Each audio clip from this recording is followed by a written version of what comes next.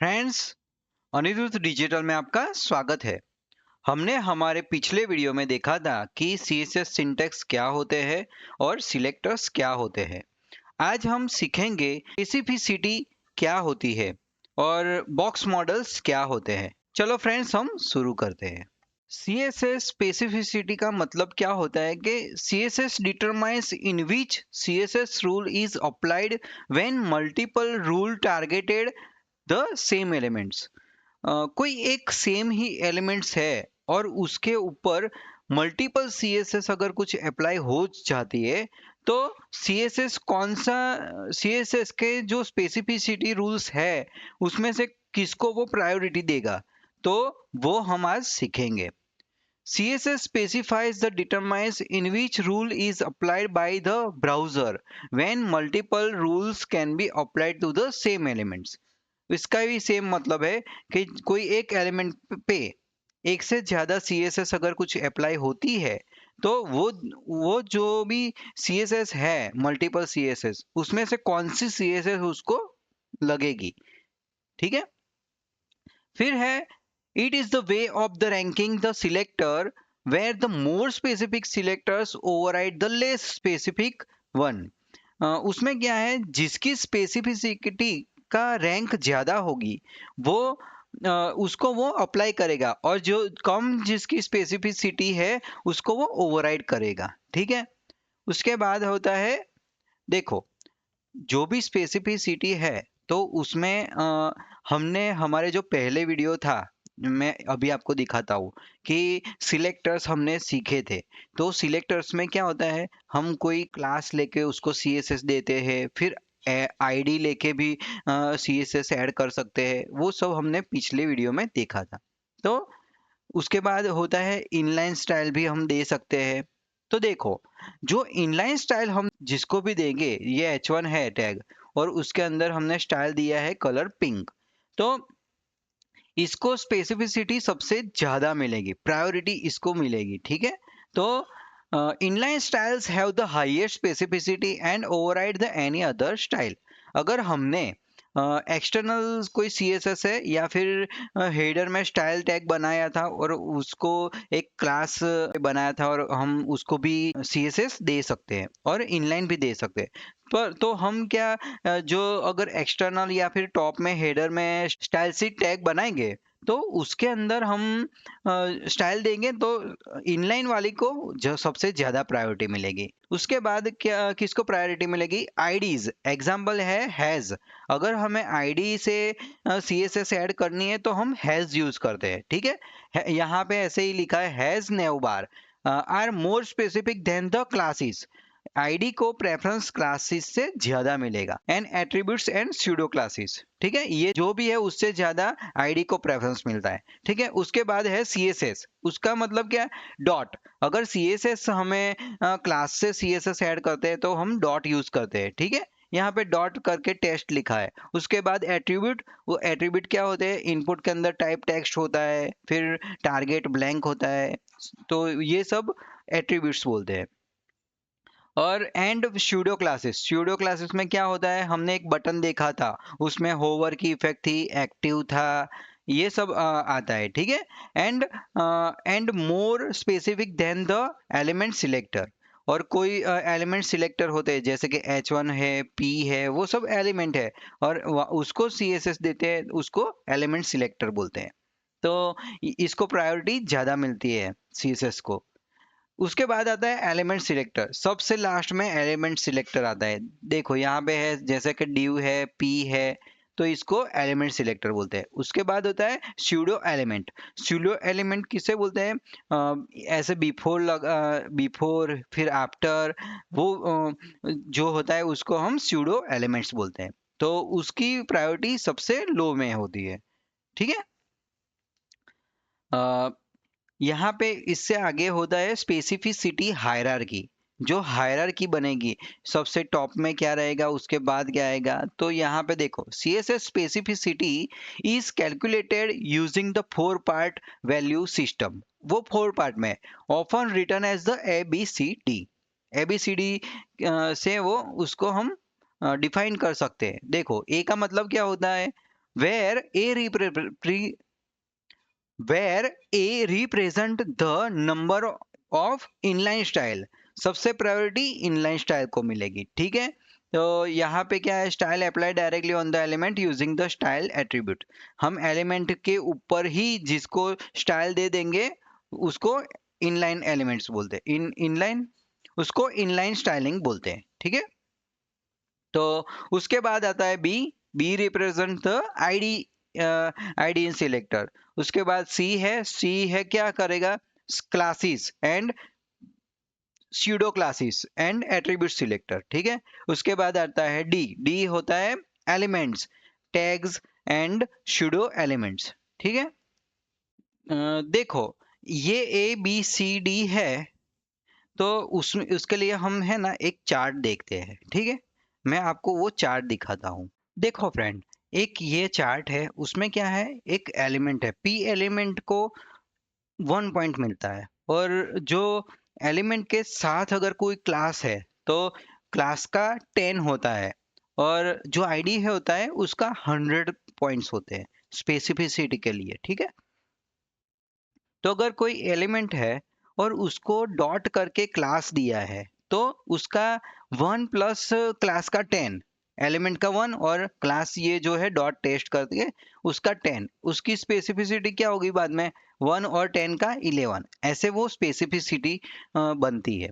उसके बाद क्या होता है, देखो यहाँ पे पी एलिमेंट है और हैज डेमो आईडी है, तो एलिमेंट का 1 और आईडी का 100, तो ये होगा 101। ऐसे ही ये सब डेमो अलग अलग दिया है कि अगर जो देखो कोई स्टार है तो उसको यूनिवर्सल का 0 होता है, ठीक है। तो selector when the highest specificity value will wins and take effect, ठीक है। जिसकी स्पेसिफिसिटी का पॉइंट्स ये जो भी वैल्यू है वो हाईएस्ट होगी तो वो इसको ओवरराइड करेगा, ठीक है। देखो हैश डेमो करके कोई है, हमने क्लास दिया है, और कोई हैश नेव बार पी और उसमें डेमो अगर उसको होता है तो इसको वो ओवरराइड करेगा। फ्रेंड्स ये सब थियोरेटिकल है, मैं आपको प्रैक्टिकल भी बताऊंगा तो आपको उसमें ज़्यादा पता चलेगा, पर थियोरेटिकल भी आप अगर समझोगे तो आपको वो इम्पोर्टेंट है, इसलिए मैं अभी आपको थियोरेटिकल भी पहले पढ़ाता हूँ और उसके बाद प्रैक्टिकल भी बताता हूँ। फ्रेंड्स उसके बाद भी आता है when two or more rules have the same specificity the last rule in the CSS or one closest to the HTML take the precedence.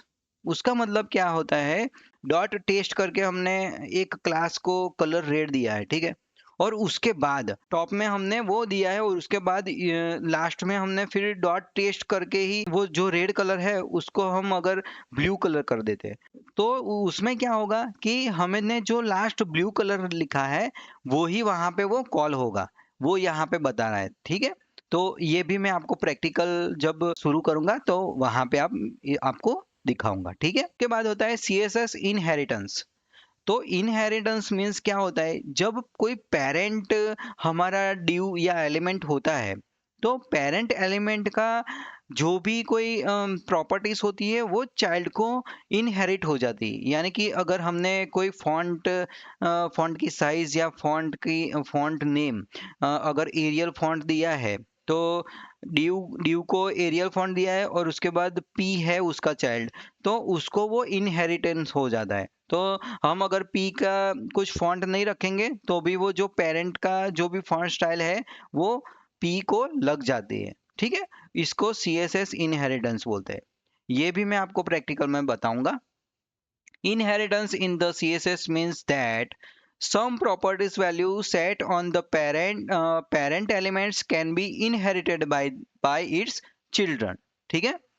Not all the properties are inheritables।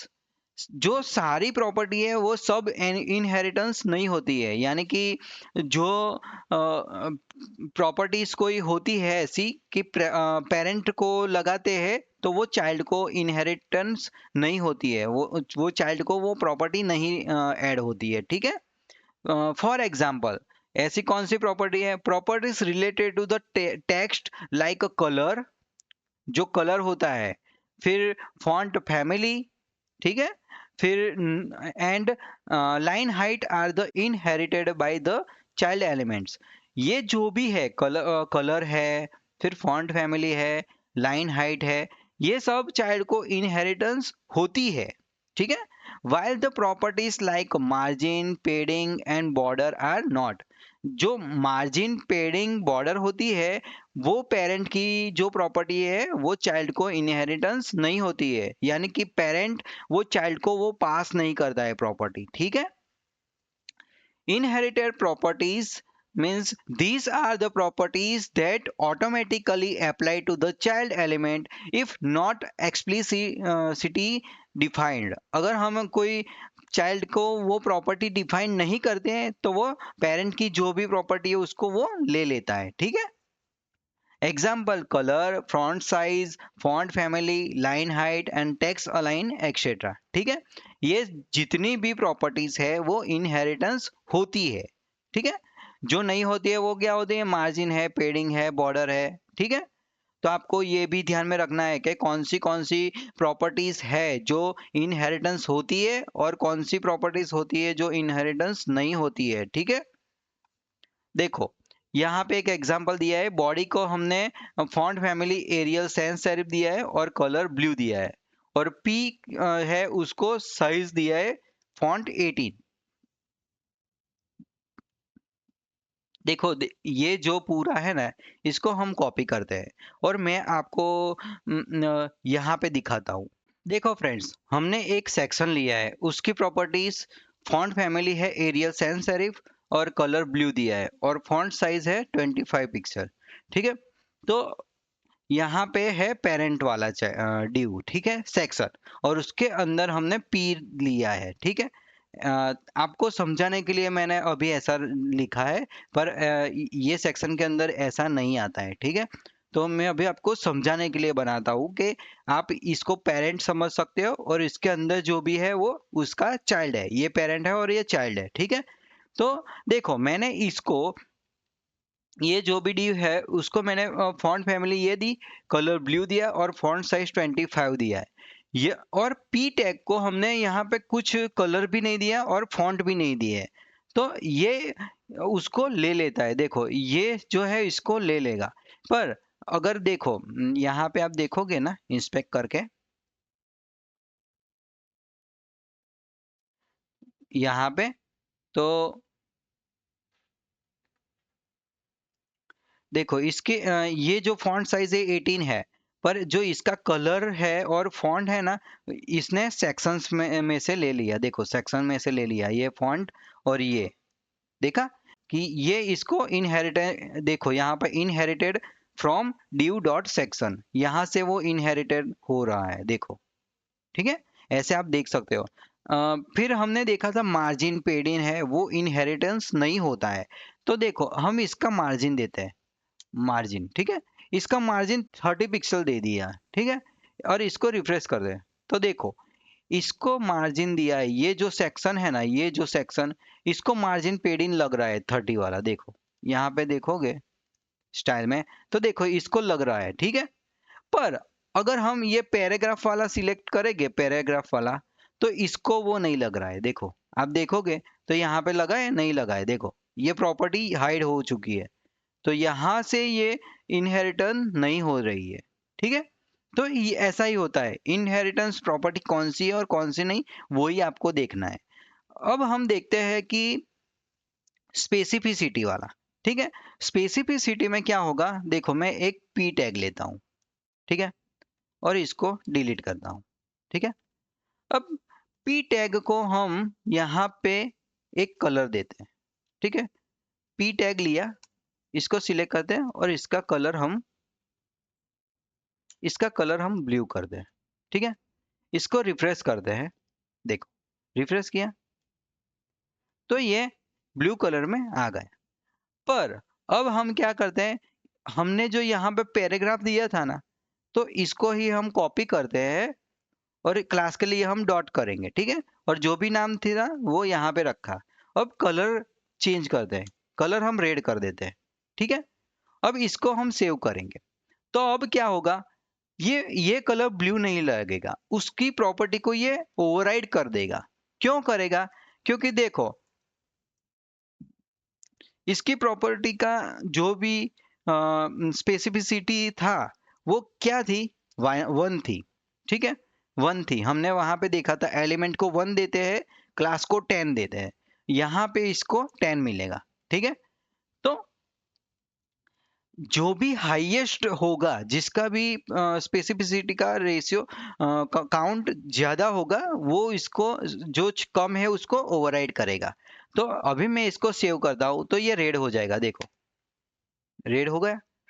पर अब क्या करते हैं कि पी के साथ हम dot करके पैराग्राफ फिर से लिखते हैं। तो अब क्या हुआ है पता है? पी टैग तो था, प्लस हमारा जो क्लास है वो 10 ऐड हुआ, तो अभी वो क्या होगा? 11। तो अब वो क्या लगेगा? Blue colour. सिर्फ हमने यहाँ पे लगाया ना, अभी इसको रिफ्रेश करेंगे तो वो ब्लू हो जाएगा, देखो, देखा। उसके बाद आता है आईडी। अब इसको हम एक आईडी देते हैं। आईडी का नाम भी हम पी आईडी देखते हैं, ठीक है, ठीक है। अब इसको हम कॉपी करते हैं। अब यहाँ पे हैश करके आईडी को सिलेक्ट करते हैं, ठीक है। ये सब मैंने मेरे जो अगले वीडियो था, जो पिछला वीडियो था, उसमें आपको सिखाया है, ठीक है। तो जो सिलेक्टर्स क्या होते हैं, सिंटैक्स क्या होते हैं सीएसएस के, वो सब हमने सीख लिया है। और किस किस प्रकार से हम सीएसएस को ऐड कर सकते हैं, ठीक है, वो भी हमने सीखा था। पी आईडी है तो इसको हम क्या करेंगे, कलर है वो ऑरेंज कर देते हैं, कलर ऑरेंज, ठीक है। अब क्या होगा? चलो, इसका इसका 10 है और इसका कितना हुआ था बताएं, आपको याद है? 100। आईडी को 100, ठीक है। अब ये 100 है, ये 11 है, ये 10 है, तो कौन सा वाला लगेगा? ऑब्वियसली ये लगेगा। हम इसको रिफ्रेश करेंगे और वो ऑरेंज हो जाएगा, हो गया। अब हम क्या करते हैं कि ऐसे ही हम ये जो है ना 10, इसको इसके साथ ले लेते हैं, इसको कॉपी करते हैं और यहाँ पे ऐड करते हैं। तो अभी क्या होगा? +100, यानी कि 110, ठीक है। इसको सेव करते हैं और इसको रिफ्रेश करेंगे तो वो क्या होगा? रेड हो जाएगा, ठीक है। इसको ऐसे ऐड करेंगे, इसका स्पेस रह गया था, इसकी वजह से हो गया, ठीक है। तो ऐसे स्पेसिफिसिटी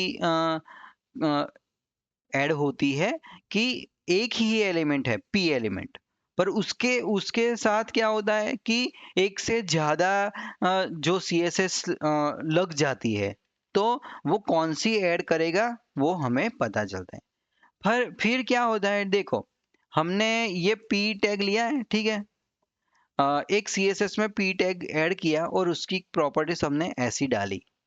पर क्या हुआ कि हमें वो पता नहीं था कि ऐसी वहां पे ऐड है, और हमने गलती से एक और बार लगा दी और उसका कलर हमने मेजेंटा कर दिया, ठीक है, ये कर दिया। तो क्या होगा कि जो भी लास्ट में होगा, ये पहले आ गया उसके बाद लास्ट है, तो सबसे लास्ट में जो है वो कलर उसको लगेगा। यहाँ पे रिफ्रेश करेंगे तो मेजेंटा हो जाएगा, देखो।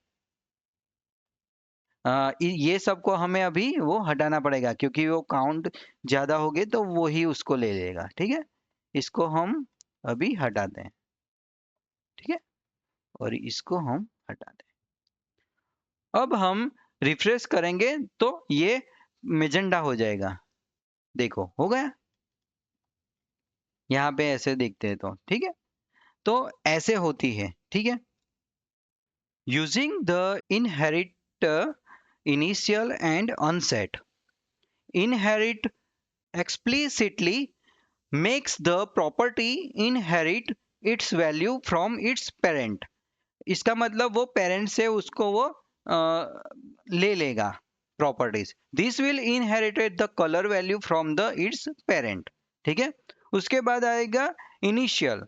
उसका क्या मतलब होता है कि set the property to the its initial value. जो भी पहली वैल्यू थी उसको वो सेट कर देता है, ठीक है। This will reset the colour to its initial default value, means जो भी डिफॉल्ट होता है वो ले लेता है। फिर आता है unset, reset the property to its natural value either the inherited or initial, ये दोनों में से जो भी होगी वो प्रॉपर्टी को वो रीसेट कर देगा। This will either inherited to set to the initial value, ठीक है। फिर आता है understanding the specificity and inheritance help in the writing the more effectively and predictable CSS, ठीक है। By knowing how this rule works, you can better manage the styling of your web pages and avoid the conflicts. अगर हम specificity and inheritance को हम पढ़ लेंगे तो उससे हमें ये बेटर पता चलेगा कि हम कोई भी कॉन्फ्लिक्ट अगर वेब पेज में आती है तो उसको हम अवॉइड कर सकते हैं, ठीक है। Specificity helps resolve conflict between the different CSS selectors by ranking them. Inline styles have the highest specificity, followed by the ID, classes, attributes, pseudo classes, and pseudo elements. ये सब लाइन में आएगी hierarchy, ठीक है। Inheritance allow the certain CSS property to be passed from parent to child elements. जो भी inheritance property होगी वो पेरेंट अपने चाइल्ड को पास करेगा। Not all the properties are inherited, जो सारी प्रॉपर्टीज होती है वो इनहेरिटेंस नहीं होती है। And inherited style can be overridden by more specific selector or inline styles, ठीक है। देखो फ्रेंड्स, हमने स्पेसिफिसिटी देखा और इनहेरिटेंस देखा, तो अब हम देखते हैं कि डॉम HTML का डॉम स्ट्रक्चर क्या होता है, ठीक है।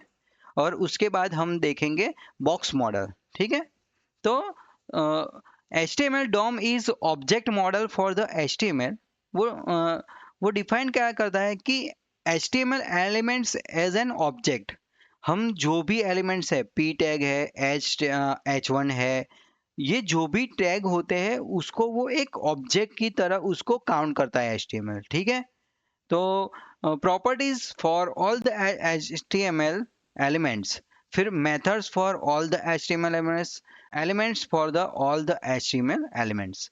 तो ये जो भी है ऑब्जेक्ट मॉडल, तो उसमें क्या होगा, HTML DOM document object model, जो डॉक्यूमेंट ऑब्जेक्ट और मॉडल ये जो तीन होते हैं उसको कंबाइन करके हम उसको डोम बोलते हैं, ठीक है।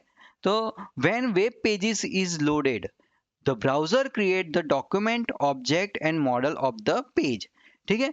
जब भी हम कोई एक सिंपल वेब पेज बनाते हैं ना, तो वो एक डॉक्यूमेंट ऑब्जेक्ट और मॉडल को क्रिएट करता है, ठीक है। HTML DOM model is constructed as a tree object. तो देखो यहाँ पे डॉक्यूमेंट्स दिया है, फिर ऑब्जेक्ट्स और मॉडल, तो ये डॉक्यूमेंट्स है, ठीक है। तो ये हमने देखा था HTML। देखो मैं बताता हूँ, यहाँ पे सिंपल डॉक टाइप लिखा है, देखो डॉक्यूमेंट, ठीक है। तो डॉक्यूमेंट उसके बाद रूट एलिमेंट आता है HTML, ठीक है। यहाँ पे आप देखोगे तो HTML का एलिमेंट आया, ठीक है। उसके बाद आता है element head tag. Head tag के अंदर क्या रहेगा, टाइटल होगा, ठीक है। टाइटल के अंदर एट्रीब्यूट्स होते हैं href और वो सब, ठीक है। उसके बाद टेक्स्ट होगा माय टाइटल, ठीक है। तो मैं आपको ये सब दिखाता हूँ। देखो एक डॉक्यूमेंट्स आया, उसके अंदर HTML के अंदर हेड टैग आया, हेड के अंदर ये हमने टाइटल देखा, देखो ये टाइटल टैग है और ये एक्चुअली टेक्स्ट है, ठीक है। ये जो टेक्स्ट है वो है वहां पे। उसके बाद आता है एलिमेंट्स बॉडी वाला, ठीक है। यहाँ पे आप देखोगे तो बॉडी का एलिमेंट्स है, ठीक है। तो बॉडी के अंदर क्या आएगा, एंकर आएगा, H1 आएगा, ऐसे सब एलिमेंट्स होते हैं। अगर एंकर है उसके बाद भी एक टेक्स्ट आएगी, H1 है उसके बाद हेडर का टेक्स्ट आता है। देखो यहाँ पे H1 है, ये टैग के साथ ये टेक्स्ट है, और ऐसे ही हम p टैग अगर लेते हैं तो p के साथ ऐसा टैग्स आएगा। हमने एक div लिया है तो div के साथ ही एक टैग्स है। तो ये जो भी स्ट्रक्चर बनता है, देखो ट्री लाइक स्ट्रक्चर है। डॉक्यूमेंट आया, उसके बाद HTML आया, उसके बाद हेड आया, हेड यहाँ पे खत्म हुआ, हेड के अंदर फिर टाइटल आया, डॉक्यूमेंट आया। तो ये ट्री लाइक स्ट्रक्चर है। तो इसको हम क्या बोलेंगे, डॉम। और हमने अभी सीखा कि जो भी एलिमेंट होगा तो वो एक उसको ऑब्जेक्ट गिनेगा। ठीक है, ये एक ऑब्जेक्ट है, p टैग है। तो ये जो p है और उसके अंदर हम कुछ लिखते हैं, देखो। ठीक है, तो इसको वो एक ऑब्जेक्ट की तरह काउंट करेगा। ठीक है, जब भी हम ये ब्राउजर में ओपन करते हैं तो वो डोम एक ट्री लाइक स्ट्रक्चर बनाता है। तो देखो यहाँ पे है finding HTML elements. When you want to access the HTML elements with JavaScript, you have to find the element first. देखो, जब भी हम जावास्क्रिप्ट का यूज करेंगे तो हमें कोई कुछ भी अगर किसी कोई ये जो डोम ट्री है उसमें से कोई भी एलिमेंट को सिलेक्ट करना है, जैसे कि हमें H1 को सिलेक्ट करना है, तो हम ये टैग को सिलेक्ट करेंगे। उसके बाद इसकी कोई आईडी होगी। देखो यहाँ पे क्लास क्लास भी हो सकता है, क्लास में हेडिंग लिख सकते हैं। फिर इसका आईडी भी हो सकता है, आईडी कुछ होगा, उसका पी पैरा करके आईडी हो सकता है। तो अगर कि इसको सिलेक्ट करना है तो वो आईडी फिर क्लास या टैग ऐसे उसको सिलेक्ट कर सकते हैं। ठीक है, देखो फाइंडिंग HTML बाय आईडी, फिर finding HTML by the tag name, मैंने अभी बताया H1P, ये जो टैग नेम है ऐसे सिलेक्ट कर सकते हैं। फिर एलिमेंट बाय क्लास नेम, फिर क्लास नेम से कर सकते हैं। फिर CSS selector, CSS selectors means क्या, यहाँ पे ULLI का होता है तो उसमें स्यूडो एलिमेंट्स होता है, first class, last last elements, ऐसा होता है। ठीक है, फिर HTML by the HTML object collections. ठीक है, तो इस प्रकार से हम जावास्क्रिप्ट में जब डोम जो भी आपको ब्राउजर में दिखता है उसको हम डोम बोलते हैं। अगर डोम को मैनिपुलेट करना है तो हम जावास्क्रिप्ट का यूज करते हैं। ठीक है, अब आते हैं CSS सिंटेक्स पे। ठीक है, हम CSS rule consist of the selector and the declaration block. ठीक है, H1 सिलेक्टर है। ठीक है, जो भी हम कुछ सिलेक्ट करेंगे वो H1 टैग से सिलेक्ट कर सकते हैं। उसके बाद आते हैं डिक्लेरेशन। डिक्लेरेशन में क्या आएगा कि कलर होगा, कलर कलर के अंदर हम कौन सा कलर रखेंगे, ब्लू रखेंगे। फिर फॉन्ट साइज है, फॉन्ट साइज कितनी रखेंगे, 12 पिक्सल। तो जो कलर है तो वो क्या है, H1 की प्रॉपर्टी है। ठीक है, फिर ब्लू क्या है, वैल्यू है। ये प्रॉपर्टी है और वैल्यू है। प्रॉपर्टी वैल्यू से ही हम इसको बाउंड करते हैं। और यहाँ पे आप फॉन्ट साइज देखोगे तो वो प्रॉपर्टी है और 12 पिक्सल उसकी वैल्यू है। ठीक है, the selector points to HTML elements to the style H1. The declaration block in curly brackets contains one or more declarations separated by the semicolon. यहाँ पे जो भी सेमी कॉलम्स हैं, एक से ज्यादा जब भी हम ऐड करेंगे सेमी कॉलम से उसको ऐड कर सकते हैं। ठीक है, और यहाँ पे आप देखोगे तो ये कर्ली ब्रैकेट्स है, इसके अंदर उसको ऐड करते हैं। फिर each declarations include the CSS property name and value. मैंने जैसे आपको बताया नेम और value, name value, property value ऐसे हम उसको ऐड करते हैं। ठीक है, the following example, all p elements will be center align, red and have a font size 32 pixel. तो मैं आपको ये दिखाता हूँ, देखो p element will be central align, red and have a font size 32 pixel. देखो यहाँ पे हम p टैग ऐड करेंगे। ठीक है, यहाँ पे हम लिखते हैं, ये जो हमने लिखा ना इसको ही हम ऐड करते हैं। देखो यहाँ पे हम स्टाइल टैग देते हैं। ठीक है, तो स्टाइल के अंदर हम क्या देंगे, फॉन्ट साइज। सबसे पहले यहाँ पे क्या था, सेंटर अलाइन, तो टेक्स्ट अलाइन सेंटर। ठीक है, कलर रेड देते हैं और font size 32, colour red, font size 32 pixel. ठीक है, ऐसे ही इसको सिलेक्ट करते हैं। ये जो टैग है, टैग सिलेक्टर, फिर स्टाइल के अंदर हम ऐसा ऐड करते हैं। इसको सेव करते हैं और अब ब्राउजर में देखते हैं। देखो यहाँ पे ये कलर लग गया है, ठीक है। ये जो भी प्रॉपर्टी है आपको यहाँ पे मिल जाएगी। देखो टेक्स्ट अलाइन, कलर रेड और फॉन्ट साइज 32। फिर CSS ऑर्डरिंग, तो different style are the specified for the HTML elements and style will cascade into the new style with the following priority. जो इनलाइन स्टाइल है हमने देखा था, जो specificity में इनलाइन स्टाइल है, फिर external and internal style sheets, फिर ब्राउजर डिफॉल्ट। ठीक है, in different styles are, if different styles are the defined on the same priority level, the last one has the highest priority। ठीक है, फिर हमने ये भी देख लिया है। ठीक है फ्रेंड्स, अब हम शुरू करते हैं बॉक्स मॉडल। ठीक है, अब बॉक्स मॉडल क्या होता है, CSS का बॉक्स मॉडल, तो वो हम देखते हैं। The CSS box model is fundamental concept in the web designing that defines how the elements are structured and how their sizes are calculated। जो भी हम P1 है, H1 टैग है, जो भी टैग हम बनाते हैं तो वो एक बॉक्स बनता है। तो और वो बॉक्स कैसे वो क्रिएट होगा और कौन सी साइज में वो डिस्प्ले होगा, तो वो सब CSS बॉक्स मॉडल से ही हम पता कर सकते हैं। ठीक है, it consists the several parts: content, padding, border and margin। तो जो भी बॉक्स एक बनेगा वो किससे वो बनेगा, उसमें मेन चार प्रॉपर्टी होती है।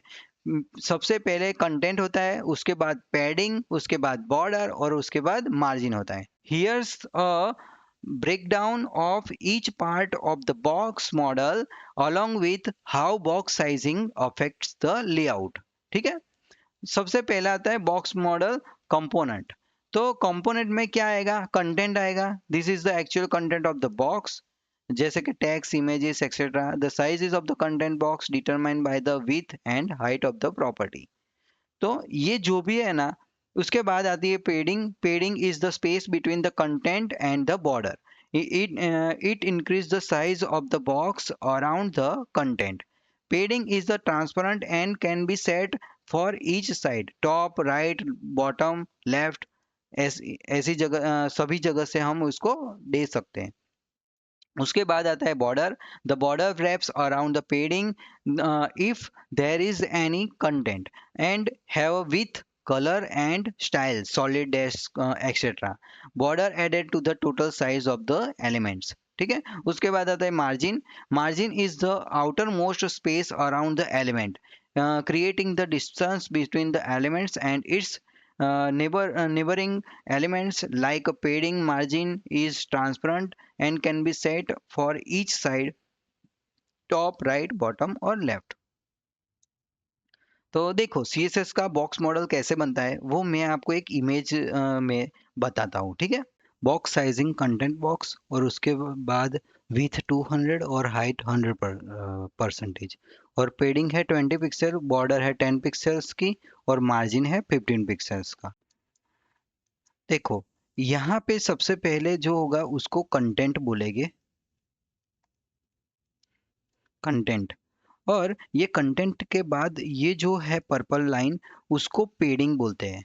पेडिंग के बाद आता है ये वाला, जो ये ब्लैक कलर का पार्ट है, इसको हम बॉर्डर बोलते हैं। और ये जो ब्लू, लाइट ब्लू है, इसको हम मार्जिन बोलते हैं। तो यहाँ से ये जो है ये मार्जिन है, ये बॉर्डर है और ये पेडिंग है और ये एक्चुअली कंटेंट है। तो ऐसे ही एक बॉक्स मॉडल बनता है। तो ब्रेक डाउन करते हैं कि जो विथ होगी, तो विथ 200 है और लेफ्ट साइड की पेडिंग और राइट साइड की पेडिंग और लेफ्ट साइड की बॉर्डर और राइट साइड की बॉर्डर को ऐड करके हम जो टोटल विथ है 260 की वो बनेगी। इसमें मार्जिन है वो काउंट नहीं होगा। ठीक है, ऐसे ही हाइट को 100 पिक्सल हाइट है और इसमें ये जो पेडिंग है और बॉर्डर है वो ऐड करते हैं तो 160 होता है। ठीक है, margin is outside the box, does not affect the total size of the box. यानी कि हमने जो यहाँ पे देखा है, ये जो ब्लैक कलर की बॉर्डर है उतना ही बॉक्स है, तो वो इसकी जो मार्जिन है वो इसको अफेक्ट नहीं करेगा। ठीक है, उसके बाद आता है बॉक्स मॉडल। तो हमने ये सीखा कि डिफ़ॉल्ट बॉक्स मॉडल यानी कि बॉक्स साइजिंग कॉन्टेक्स्ट बॉक्स उसको बोल सकते हैं, ठीक है? Box model with box sizing में बॉर्डर बॉक्स होता है, तो उसमें क्या आएगा कि देखो सेम प्रॉपर्टी है, विथ 200, हाइट 100 पिक्सल, पेडिंग है 20 पिक्सल और बॉर्डर है 10 पिक्सल्स की और ये मार्जिन है 15 पिक्सल। तो इसमें क्या होगा कि हमारी जो एक्चुअल विथ है जो भी, उसमें से जो पेडिंग है वो माइनस होगा लेफ्ट साइड से राइट साइड से, और जो बॉर्डर है वो भी माइनस हो जाएगा। तो ये जो बॉर्डर बॉक्स है उसमें जो एक्चुअल विथ होती है उसमें से विथ में से पेडिंग और बॉर्डर दोनों माइनस होती है, और जो डिफॉल्ट बॉक्स मॉडल होता है उसमें वो ऐड होता है, ठीक है? तो यहाँ पे आप देखोगे तो बसों में से वो 20-20 और 10-10 माइनस होते हैं, तो वो 140 पिक्सल्स हो जाता है, ठीक है? तो यहाँ पे आप देखोगे कि जो कंटेंट बॉक्स मॉडल में जो बॉर्डर बॉक्स होते हैं, तो उसमें देखो टोटल 200 पिक्सल के अंदर कंटेंट होता है, पेडिंग और बॉर्डर, वो तीनों को काउंट करके वो उसकी विड्थ बनती है, ठीक है? और जो 15 पिक्सल आउटसाइड द बॉक्स होता है उसको मार्जिन बोलते हैं। तो दो बिग बॉक्स है अगर, तो वो दोनों के बीच में वो 15 पिक्सल की मार्जिन गैप होती है, ठीक है? फ्रेंड्स, आज हमने सीखा कि स्पेसिफिसिटी क्या होता है और बॉक्स मॉडल क्या होते हैं, उसमें कंटेंट बॉक्स क्या होते हैं और डिफ़ॉल्ट बॉक्स मॉडल क्या होते हैं, वो हमने सीखा। हमारे नेक्स्ट जो वीडियो है उसमें हम सीखेंगे कि फ्लेक्स बॉक्स क्या होता है, ठीक है? फ्लेक्स का यूज़ करके हम रिस्पॉन्सिव वेबसाइट बना सकते हैं। तो हम कल सीखेंगे कि फ्लेक्स बॉक्स क्या होता है, ठीक है? फ्रेंड्स, तो आज के लिए इतना ही। अगर आपको ये वीडियो इन्फॉर्मेटिव लगा है और आपको कुछ नया सीखने को मिला है, तो आप मेरे चैनल को लाइक कीजिए, सब्सक्राइब कीजिए और अपने फ्रेंड को सबसे ज़्यादा शेयर कीजिए। Thank you.